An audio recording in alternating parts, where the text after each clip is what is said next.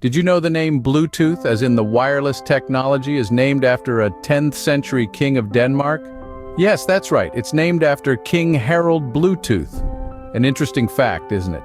Harald Bluetooth was an influential figure in the history of Denmark, known for his efforts in uniting Danish tribes into a single kingdom. The modern Bluetooth technology was named after him, symbolizing the unification of communication protocols. Now let's dive into the life and reign of this intriguing historical figure. Born in the 10th century, Harald was the son of King Gorm the Old and Queen Thyra. He grew up in the heart of a tumultuous era where the very fabric of Danish politics was being woven. His father, a respected and feared ruler, was a significant influence on young Harald, instilling in him a deep understanding of the intricate dance of power and diplomacy. His mother, Queen Thyra, was a woman of great wisdom and strength, teaching Harald the importance of patience and compassion in leadership. During Harald's early years, Denmark was a land in flux, a melting pot of old and new ideas, where the traditional Viking ways coexisted with the emerging Christian faith. This unique cultural crossroads would later shape Harald's reign, mirroring the duality he embodied as a leader.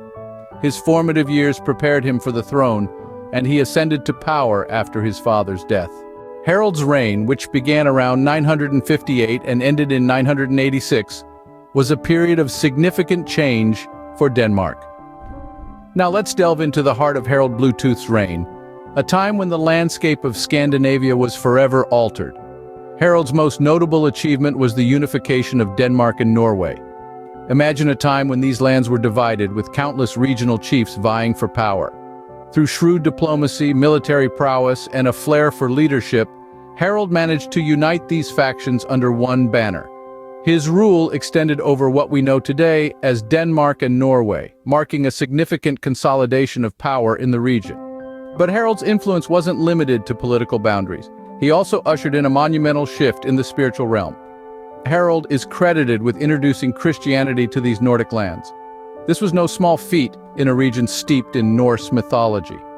Harald's embrace of Christianity not only changed the religious fabric of the region, but also opened up new avenues for trade and diplomacy with Christian Europe. A tangible testament to Harald's reign is the Jelling stones.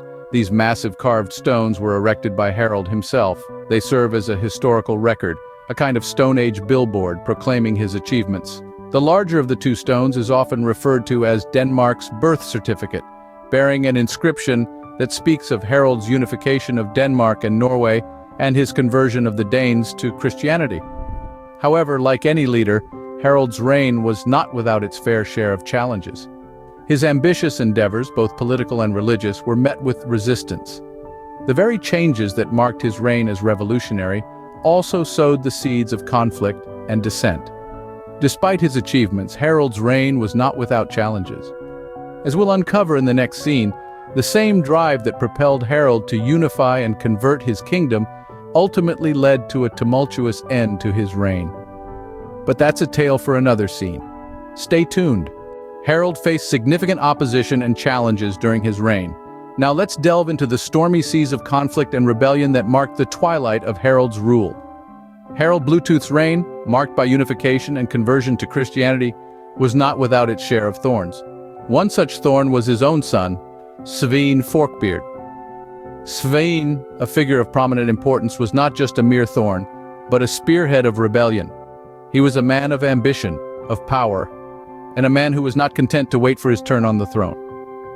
The father-son relationship was always strained, and it took a turn for the worse when Svein rebelled against Harald. The rebellion was not a spontaneous event, but a carefully planned and executed coup. Svein, with his strong personality and charisma, was able to rally the support of dissatisfied nobles and warriors who felt alienated by Harald's religious conversion and centralization of power. The rebellion was brutal and unforgiving. Harald, despite his attempts to quell the uprising, was forced into exile. He fled to the land of the Wendish Slavs, a place far removed from his kingdom. There he was safe from his son's wrath, but he was a king without a kingdom, a ruler without subjects. Harald's end came not in the heat of battle, but in the quiet solitude of his exile. The exact circumstances of his death are shrouded in mystery, but it is known that he died in the early years of the 11th century, a far cry from his homeland. Harald's reign came to a tragic end, but his legacy lived on. Despite his exile and death, Harald's influence on Denmark and the Scandinavian region was profound. His unification of Denmark and introduction of Christianity left an indelible mark on the region's history. His life, marked by ambition, conflict, and tragedy, is a testament to the turbulent times in which he lived. It's a tale of a king who aimed for the stars, fell, but left behind a legacy that outlived him. Despite the turmoil of his reign, Harald Bluetooth left a lasting impact on Denmark and beyond. He successfully unified the various Danish tribes under one banner, fostering a sense of national identity that still resonates today. His efforts towards the Christianization of Denmark were also significant. Though initially met with resistance, Christianity gradually took root in the country, ultimately becoming a cornerstone of Danish culture and society. But perhaps the most unexpected part of Harald's legacy is his influence on modern technology. If you're wondering why your wireless devices connect via Bluetooth, it's because the technology was named in honor of Harald Bluetooth. The inventors saw a parallel between Harald's unification of Denmark and the technology's ability to unite devices. The Bluetooth logo, it's a combination of Harald's runic initials. So next time you use Bluetooth technology, remember the king behind the name. From a 10th century Danish king to a modern wireless technology, Harald Bluetooth's story is truly fascinating.